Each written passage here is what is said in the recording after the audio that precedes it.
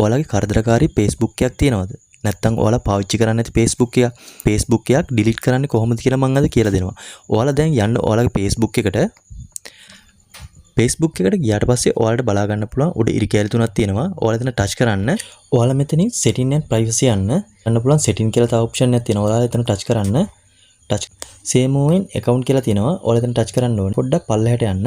personal details කියලා තියෙනවා. ඔයාලා එතන touch කරන්න. account ownership and control කියලා තියෙනවා. ඔයාලා එතන touch කරන්න. යටින් බලා ගන්න පුළුවන්. ඔයාලා එතන touch කරන්න ඕනේ. ඔයාලා එතන touch කරන්න. touch කරාට පස්සේ ඔයාලා මෙතනින් delete account කියලා තියෙනවා. ඔයාලා එතන tick එක දාගෙන ඔයාලා මෙතන continue button එක touch කරන්න ඕනේ.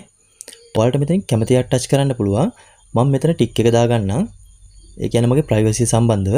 ඊට පස්සේ ඔයාලා continue දෙන්න ඕනේ. දුන්නට පස්සේ ඔයාලා මෙතනත් continue දෙන්න ඕනේ. දුන්නාට පස්සේ ඔයාලට බලා ගන්න පුළුවන් මෙතනින් අපි පල්ලෙහාටම යන්න ඕනේ. පල්ලෙහාට ගියාට පස්සේ ඔයාලා මෙතනනුත් continue දෙන්න. ඔයාලා මෙතන password එක. ඒ කියන්නේ ඔයාලගේ account එකේ password එක ලබා දෙන්න. ඒක ටික දුන්නාට පස්සේ ඔයාලා මෙතන continue button එක touch කරන්න.